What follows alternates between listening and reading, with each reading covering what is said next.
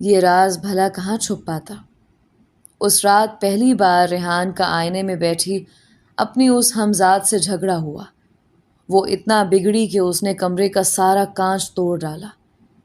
کوٹھی میں اپنے servant quarters میں پڑے نوکر حیرت اور خوف سے اپنے صاحب کے کمرے میں اس عجیب و غریب شور شرابے کی دور سے آتی آوازیں سنتے رہے، کیونکہ انہیں شام کے بعد صاحب کے کمرے کی طرف جانے کی نہ تو اجازت تھی اور نہ ہی وہ کوٹھی کے اندرونی حصے میں پاؤں دھر سکتے تھے۔ صرف یعقوب ہی تھا جو ایسے موقعوں پر اندر جا کر کوئی پیغام دے سکتا تھا۔ عموماً نصف شب کے بعد کوٹھی سے گھنگروں کی جھنکار بھی سنائی دیتی تھی، لیکن اس رات کچھ عجیب سا سناٹا طاری رہا۔ ریحان اپنی ہمزاد کے اپنے اندر جنم لینے کے بعد زندگی میں پہلی بار اس رات بھوکا سویا تھا۔ اگلی صبح دفتر پہنچتے ہی شدید غصے کے عالم میں اس نے انٹرکام پر لیلا کو اپنے دفتر میں آنے کا کہا۔ لیلا دفتر میں داخل ہوئی تو اس کی چیخ نکلتے نکلتے رہ گئی۔ ریحان شدید اذیت کے عالم میں جیسے خود اپنے آپ سے ہی لڑتے ہوئے نڈھال ہو کر اس طرح کرسی پر ڈھلکا ہوا تھا کہ اس کا سر میز کے کونے پر اٹک گیا تھا۔ فوراً کمپنی کے ماہر ڈاکٹروں کی ٹیم کو طلب کیا گیا اور معالج خاص نے اسے شدید ذہنی تناؤ کا نتیجہ قرار دیا۔ ساتھ ہی اسے سختی سے یہ تاکید بھی کر دی گئی کہ وہ اگلے 1 ہفتے تک کسی دفتری کام یا فائل کو ہاتھ تک نہیں لگائے گا۔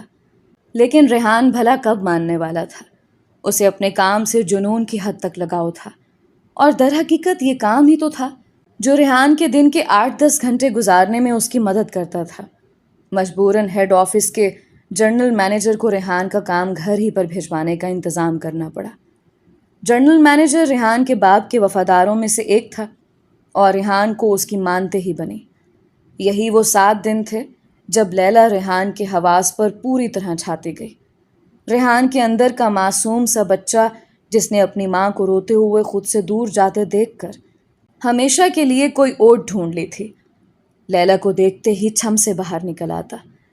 زندگی میں پہلی بار ریحان کے ہونٹوں پر دھیمی سی مسکراہٹ نظر آنے لگی اور اس کا بھی دل چاہنے لگا کہ وہ اپنے اندر معصوم سی خواہشیں اور باتیں کسی سے بانٹے، لیکن یہ ساری خوشی اور سرشاری صرف سورج ڈھلنے سے پہلے تک ہی رہتی، اور جب شام ڈھلے ریحان خود کو اپنے کمرے میں بند کر لیتا تو پھر وہی طوفان آ جاتا، وہی اس کی ہمزاد کے شکوے، تانے اور جھگڑے۔ اب تو وہ ریحان کے منانے سے بھی نہیں مانتی تھی۔ اس کا بس ایک ہی تقاضا ہوتا کہ ریحان کسی بھی طرح لیلا کو کمپنی سے باہر نکال پھینکے۔ ریحان اس کے سامنے عذر تراش تراش کر تھک جاتا، لیکن وہ روٹھی رہتی اور ریحان سے لڑتی رہتی کہ ریحان اب اس سے اتنا پیار نہیں کرتا جتنا لیلا کے آنے سے پہلے کرتا تھا۔ اس کی ہمزاد کو لیلا سے شدید نفرت ہونے لگی تھی، اور پھر جب ریحان کو ڈاکٹروں نے گھر پر مکمل آرام کا مشورہ دیا اور لیلا دفتر کے کچھ اہلکاروں کے ساتھ ضروری فائلوں پر دستخط کروانے کوٹھی بھی آنے لگی، تب تو سمجھو بھونچال ہی آ گیا۔ ہمزاد نے ریحان سے بات چیت بند کر دی اور پورے 3 دن تک ریحان کی بھرپور منت سماجت کے باوجود بھی چپ سادھے بیٹھی آئینے سے ریحان کو تکتی رہی۔ ریحان کی حالت ان 3 دنوں میں مزید بگڑ گئی، کیونکہ وہ ساری رات اسے منانے کے لیے روتا رہتا۔ پھر جب ریحان نے اس سے آخر کار یہ وعدہ کر لیا کہ وہ جلد ہی لیلا کو خود سے دور کر دے گا، تب وہ ذرا مانی، لیکن تب تک لیلا خود ریحان کی الجھی خاموش اور کسی حد تک شرمیلی سی شخصیت کے آگے دل ہار بیٹھی تھی۔ وہ گھنٹوں اپنے شیشے کے کیبن کے بالکل سامنے راہداری میں دوسری جانب موجود ریحان کے آفس کے کانچ کی دیوار سے پرے اسے مختلف کاموں میں الجھا ہوا دیکھتی رہتی تھی۔ اسے یہ کھویا کھویا سا اپنے آپ سے باتیں کرتا اور نہایت ہی شائستہ اور نفیس عادات و اطوار والا نوجوان کسی اور ہی دنیا کا فرد دکھائی دیتا۔ اس قربت کا نتیجہ یہ ہوا کہ جس وقت ریحان اپنے اندر چلتی اس شدید نفسیاتی ہیجان کا سامنا کرتے کرتے ٹوٹ کر بکھرنے کے بالکل قریب تھا، ٹھیک اسی وقت لیلا نے آ کر اسے تھام لیا، اور وہ ریحان جو لیلا کو نوکری سے فارغ کرنے کا لیٹر تیار کروانے بیٹھا تھا، اسے اپنی زندگی کا ہم سفر بنانے کا پیغام دے بیٹھا۔ لیلا کی تو جیسے کائنات ہی مکمل ہو گئے، لیکن جیسے جیسے دن گزرتے گئے لیلا کی الجھنیں بڑھتی گئیں۔ کبھی کبھی اچانک ہی بیٹھے بٹھائے ریحان کا رویہ بالکل ہی تبدیل ہو جاتا۔ کبھی کبھار جب وہ صبح اپنی سرخ انگارہ آنکھیں لیے دیر سے دفتر پہنچتا تو بالکل ہی ہتھے سے اکھڑا ہوتا۔ ایسے میں اس کا برتاؤ لیلا سے بالکل اجنبیوں والا ہو جاتا۔ اس بیچاری کو کیا پتا کہ رات بھر اس کا ہم نفس کس عذاب سے گزر کر صبح کی سیڑھی پھلانگ کر اس تک پہنچتا ہے۔ لیلا شروع میں اسے کام کے بوجھ اور ریحان کی ازلی انتہا پسندی کا شاخسانہ ہی سمجھتی رہی، لیکن رفتہ رفتہ بات بننے کی بجائے بگڑتی چلی گئی۔ ان دونوں کی بحث خاص طور پر اس وقت طول پکڑ لیتی جب لیلا ریحان کو شام ڈھلنے کے بعد کہیں آؤٹنگ کے لیے جانے کی ضد کر بیٹھتی۔ اس کا اصرار بھی کچھ بیجا تو نہیں ہوتا تھا، کیونکہ سارا دن تو ریحان دفتر کے کاموں اور میٹنگز ہی میں الجھا رہتا۔ بس گھڑی دو گھڑی کے لیے دوپہر کے کھانے یا شام کی چائے پر ان دونوں کی ملاقات ہو پاتی، وہ بھی تمام دفتر کے عملے کے سامنے۔ اب بھلا ایسے موقع پر کوئی دل کی بات کیسے کی جا سکتی تھی؟ حالانکہ تمام عملے کو بھی ریحان اور لیلا کے مستقبل میں ہونے والے رشتے کے بارے میں خبر تھے، اور در حقیقت سب ہی اس بات سے خوش بھی تھے، کیونکہ ریحان نے اپنے باپ کے نقش قدم پر چلتے ہوئے ہمیشہ اپنے تمام عملے کی ہر ضرورت کا خیال رکھتا تھا۔ لیکن پھر بھی لیلا کو ریحان سے کچھ ایسے لمحوں کی ہمیشہ ہی تمنا رہی جب صرف وہ اور ریحان ہو، اور دل کی ہر بات بنا کسی جھجک کے کہہ سکے۔ لیکن شام ہوتے ہی ریحان کے اندر جیسے تمام جہاں کی بے چینیاں سی بھر جاتی تھیں۔ عصر کے بعد تو وہ اپنے کئی کام ادھورے چھوڑ کر گھر واپسی کی تیاری شروع کر دیتا۔ ایسے میں یعقوب بھی ٹھیک وقت پر پہنچ جاتا، اور آج تک کبھی کسی نے اسے لیٹ ہوتے یا ناغہ کرتے نہیں دیکھا تھا۔ لیلا انٹر کام پر یا میٹنگ کے دوران مختلف کاغذوں پر لکھ لکھ کر تھک جاتی، مگر ریحان کا دل کبھی نہ پسیجتا۔ لیلا کو بھی ریحان کے بچپن کے خوف کی کچھ خبر پہنچ چکی تھی، اور وہ دل سے چاہتی تھی کہ وہ ریحان کی اس خوف کے جال سے نکلنے میں مدد کرے، مگر شام کا ریحان اس کے لیے بالکل اجنبی ہوتا تھا۔ ایک آدھ بار اس نے جب ریحان کو زبردستی روکنے کی کوشش بھی کی تو ریحان نے اسے بری طرح جھڑک دیا۔ پھر بھی لیلا کے دل میں کہیں نہ کہیں یہ امید ضرور دیا جلائے رکھتی تھی کہ وہ شادی کے بعد ریحان کے دل میں چھپا ہر خوف اپنی محبت سے مٹا دے گی۔ مسئلہ یہ تھا کہ ریحان شام کے بعد بہت ضروری فون بھی اٹینڈ نہیں کرتا تھا۔ ایک بار لیلا اندھیرا ہونے کے بعد ریحان کی کوٹھی کے گیٹ تک بھی جا پہنچی، مگر اس کے لاکھ سر پٹخنے پر بھی دربان نے اسے اندر آنے کی اجازت نہیں دی۔ الٹا اگلی صبح ریحان لیلا پر بری طرح برس پڑا کہ وہ اس کے انتہائی منع کرنے کے باوجود شام ڈھلنے کے بعد اس کی چوکھٹ پر کیوں آئی۔ لیلا اپنے آنسو روک نہیں پائی اور بھاگتی ہوئی اپنے کیبن میں واپس چلی گئی۔ 2-3 روز تک دونوں میں بات چیت بند رہی، اور ان 3 راتوں میں ریحان کی ہمزاد نے جی بھر کے لاڈ اٹھائے۔ اسے اس کی پسندیدہ شاعری سنائی، رقص کر کے اس کا دل بہلایا، اور اسے بہت سے گلے شکوے بھی کیے کہ وہ بچپن سے ریحان کی ہمزاد اور ہم نفس رہی ہے، اور ہر مشکل اور کرب میں اس نے ریحان کا ساتھ دیا۔ لیکن جب اسے ریحان کی ضرورت پڑی تو ریحان اسے منہ موڑ کر کسی اور کی زلفوں کا اسیر ہو گیا۔ اس نے ریحان سے وعدہ لیا کہ وہ پہلی فرصت میں لیلا سے چھٹکارا پا کر دوبارہ اپنی ساتھی کے پاس آ جائے گا، لیکن ریحان 3 دن تک ہی یہ وعدہ نبھا پایا، اور چوتھے دن جب خود لیلا نے آ کر اس کے سامنے ہاتھ جوڑ دیے تو دونوں ہی مسکرا دیے۔ اس رات پہلی مرتبہ ریحان کی ہمزاد نے اسے ضد کی کہ وہ بھی ریحان کی پسند سے ملنا چاہتی ہے، لہٰذا ریحان اسے رات کو کہیں مدعو کرے۔ ریحان نے سختی سے انکار کر دیا کہ جب تک شادی نہ ہو جائے یہ راز راز ہی رہنا چاہیے، لیکن ہمزاد کی تکرار بھی طول پکڑتی گئی۔ ہمزاد کا سب سے بڑا مسئلہ یہ تھا کہ اس کا راز صرف سورج نکلنے تک ہی قائم رہتا تھا، اور اجالا ہوتے ہی اسے ریحان کی روح کو آزاد کرنا پڑتا تھا۔ پھر سورج نکلنے سے لے کر سورج ڈھلنے تک ریحان کے دل و دماغ پر صرف لیلا ہی کا قبضہ ہوتا تھا، اس لیے ہمزاد دن میں بھی ریحان کے اعصاب تک پہنچنے کا راستہ ڈھونڈنے لگی۔ پھر لیلا خود بھی ریحان کی نفسیاتی پیچیدگیاں دور کرنے کی آس میں گاہے بگاہے اسے شام ڈھلنے کے بعد ملنے پر مجبور کرتی رہتی تھی۔ رات کو ہمزاد اسے بڑھاوا دیتی کہ اگر وہ تم سے رات کو ملنا چاہتی ہے تو اس میں حرج ہی کیا ہے، میں تو کہتی ہوں کہ تم مجھے بھی اسے جلد از جلد ملوا دو۔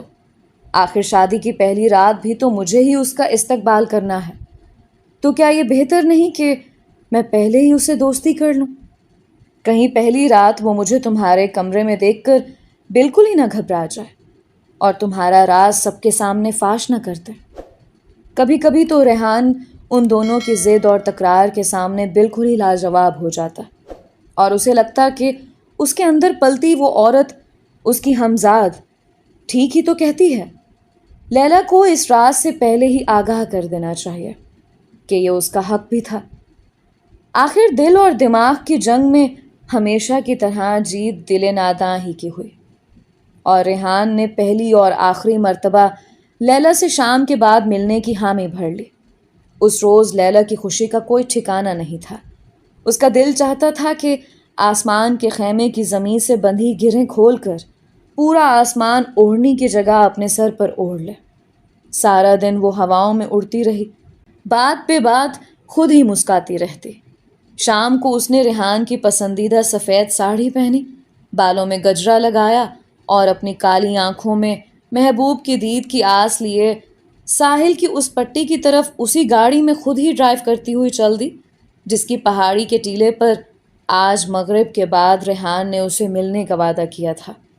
وہ ریحان کے ساتھ دن میں پہلے بھی کئی مرتبہ ڈرائیو پر اس جگہ آ چکی تھی۔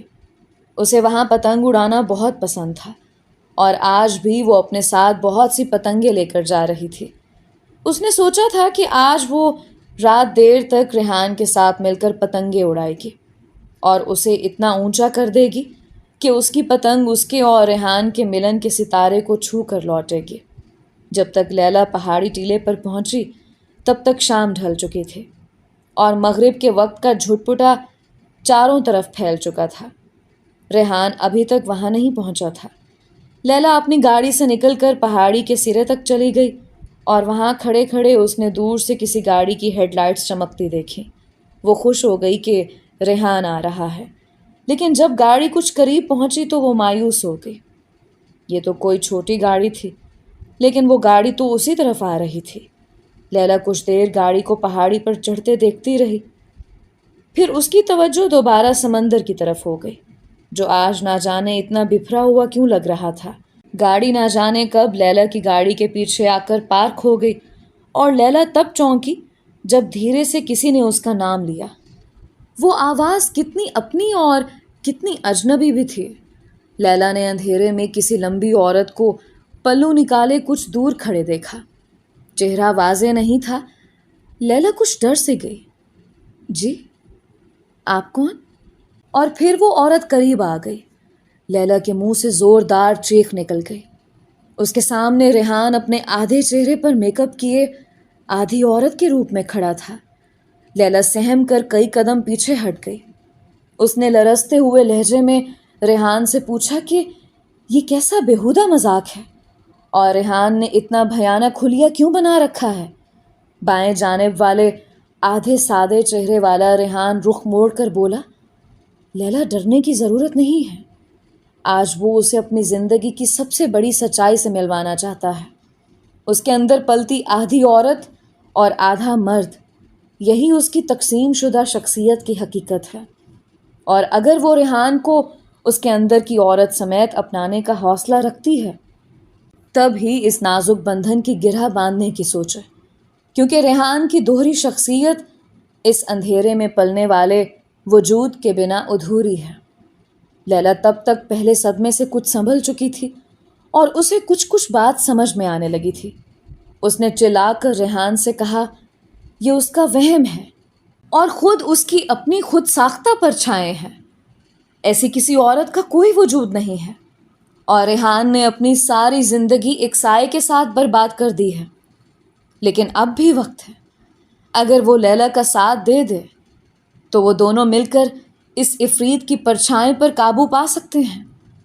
یہ سنتے ہی چہرے کے دائیں جانب والی بگڑ گئی اور ہرا کر بولی کہ وہ بہت دیر سے لیلا کی یہ بکواس برداشت کر رہی ہے، لیکن اب اگر اس نے اس کے ریحان کو چھیننے کی کوشش کی تو انجام بہت برا ہوگا، کیونکہ اسے پہلے دن ہی سے لیلا سے شدید نفرت ہے۔ لہٰذا لیلا کے لیے یہی بہتر ہے کہ وہ چپ چاپ یہاں سے چلی جائے اور دوبارہ کبھی پلٹ کر اس طرف کا رخ نہ کرے۔ لیلا ریحان کو ایک بدلی ہوئی آواز میں چلاتے دیکھ کر ایک بار پھر لرز گئی۔ اس نے ریحان کے آگے ہاتھ جوڑے کہ سارا کھیل صرف اور صرف قوت ارادی کا ہے، اور اگر آج ریحان نے اپنے اندر کی طاقت سے اس عورت کو اپنے وجود سے باہر نہ نکال پھینکا تو شاید پھر ساری زندگی وہ اس کے چنگل سے چھٹکارا نہ پا سکے گا۔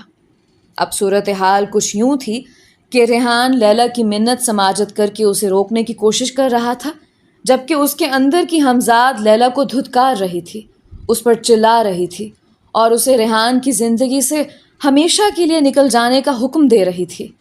لیلا کبھی ریحان کے آگے روتی اور کبھی اس کی ہمزاد سے لڑتی۔ اسی کشمکش میں نہ جانے اور کیسے لیلا پیچھے ہٹتے ہٹتے پہاڑی کی نوک تک جا پہنچی۔ اس کی سوت نے اسے تھپڑ مارا اور دھکا دیا۔ ریحان والی بائیں طرف نے لپک کر لیلا کا ہاتھ تھامنے کی کوشش کی، لیکن تب تک لیلا کا توازن بگڑ چکا تھا۔ فضا میں ایک زوردار چیخ گونجی اور چند لمحوں کے لیے لیلا کی سفید ساڑی کا پلو گہرائی کے خلا میں لہرایا، اور پھر ایک زوردار دھپ کی آواز کے ساتھ سناٹا چھا گیا۔ نیچے ساحل پر موجود ایک آدھ آوارہ کتے کے بھونکنے کی آواز آئی، جیسے وہ گرنے والے کی طرف لپکا ہو۔ ریحان تڑپ کر لیلا کے پیچھے جانے کے لیے گہرائی کی طرف دوڑا، لیکن ہمزاد نے اسے زبردستی روکا، اور جھاڑا کے نیچے کسی شخص کا ہیولہ نظر آ رہا ہے، شاید کوئی اس طرف آ رہا ہے۔ یہی وہ وقت تھا جب میں ہذیان کے عالم میں حجرے سے نکل کر ساحل کی طرف نکل گیا تھا۔ مجھے اس طرف آتے دیکھ کر وہ زبردستی ریحان کو وہاں سے لے گئے۔ اگلی صبح ریحان کو پتہ چلا کہ لیلا کے قتل کے الزام میں عبداللہ نامی ایک نوجوان گرفتار ہو چکا ہے۔ ریحان کا دماغ اس وقت لیلا کی موت کی وجہ سے سن ہو چکا تھا اور اس کی ساری مزاحمت دم توڑ چکی تھی۔ اس وقت اس کی تمام ڈوریں اس ہمزاد کے ہاتھ میں تھی، جو اسے یہ کہہ کر ڈراتی رہی کہ اگر ریحان نے پولیس کو حقیقت بتا دی تو وہ ہمیشہ کے لیے اپنی آدھی شخصیت سے بھی ہاتھ دھو بیٹھے گا۔ لیلا تو پہلے ہی اس کا ساتھ چھوڑ کر جا چکی تھی۔ پھر ایک شام وہی عبداللہ نامی نوجوان اس کے دروازے پر یہ پیغام لے کر آیا کہ اس نے لیلا کی آخری سرگوشی سنی ہے۔ ریحان اس وقت اس سے ملاقات تو نہیں کر پایا، لیکن اس رات اپنی ہمزاد سے اس کی شدید تلخ کلامی ہوئی، اور ریحان نے اس پر لیلا کی قاتل ہونے کا الزام لگایا، اور یہ بھی کہا کہ لیلا اونچائی سے گرنے کے بعد بھی زندہ تھی۔ تبھی اس نے مسجد کے اس طالب علم کو پیغام دیا۔ اگر ریحان موقع پر نیچے جاتا تو شاید وہ لیلا کی جان بچا لیتا۔ پھر ہمزاد کے منع کرنے کے باوجود ریحان نے صبح سویرے اپنے ڈرائیور کو بھیج کر عبداللہ کو اپنی کوٹھی بلوا لیا، اور عبداللہ نے جب اسے یہ بتایا کہ لیلا نے اپنی سانسیں رکنے سے پہلے اس عورت کو معاف کرنے کا پیغام دیا تھا تو خود ریحان کو اپنی سانسیں ڈوبتی ہوئی محسوس ہوئیں۔ اس روز شام سے پہلے وہ یہ تہیہ کر چکا تھا کہ وہ اگلے روز پولیس کو جا کر اپنا بیان ریکارڈ کروا دے گا، لیکن شام ہوتے ہی اس کی روح کی قابض نے حکم دیا کہ چل کر اس عینی گواہ کو دھمکایا جائے۔ ریحان کی ہمزاد کو عبداللہ نامی نوجوان کا کوٹھی آنا اور یوں ریحان کے دل میں دبی چنگاری کو ہوا دے کر لیلا کی یادیں ابھارنا بھی بالکل پسند نہیں آیا تھا۔ اسی لیے وہ اس رات ساحلی چوٹی پر اس کے پیچھے آئی تھی۔ ریحان ابھی تک صبح سے گالف کے لباس ہی میں تھا، اور اس کا اپنا من بالکل نہیں چاہ رہا تھا کہ وہ ساحل پر جائے، کیونکہ وہاں اسے لیلا کی یاد ستاتی تھی۔ اسی کشمکش میں وہ چلا تو آیا، لیکن اپنے سفید کرمچ کے جوتے تبدیل کرنا بھول گیا، یا شاید اس کے آدھے مردانہ حصے کا انوکھا احتجاج تھا۔ بہرحال یہی جوتے اس کی گرفتاری کا سبب بن گئے، لیکن پولیس ابھی تک مخمصے میں تھی کہ وہ ریحان ہی کو پکڑ لائے ہیں یا کسی اجنبی کو۔ ماہر نفسیات نے ریحان کی کہانی ختم کر کے چند لمحے کی خاموشی اختیار کر لی۔ ہم سب اس وقت رحمان صاحب کے کمرے میں موجود تھے، جہاں گزشتہ 5 گھنٹوں سے یہ بریفنگ چل رہی تھی۔ کمرے میں گھمبیر سناٹا طاری تھا۔ پولیس کی تاریخ میں یہ ایک ایسا انوکھا کیس تھا جس نے ان سب کے دماغوں کی چولیں ہلا دی تھیں۔ ریحان کو اس وقت پولیس کے پہرے میں ہسپتال کے نفسیاتی وارڈ میں منتقل کیا جا چکا تھا، جہاں اس کی حالت شام کے بعد انتہائی ابتر بتائی جاتی تھی۔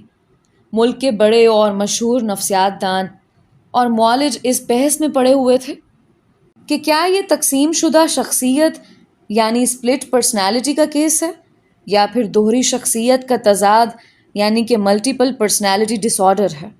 سچ ہے کہ انسانی نفسیات ایک ایسا گھنا جنگل ہے جس میں اگر ریحان جیسے کسی شخص کا معصوم بچپن کھو جائے تو پھر وہ ڈھونڈے نہیں ملتا۔ یہ انسان بھی کس قدر پیچیدہ مخلوق ہے۔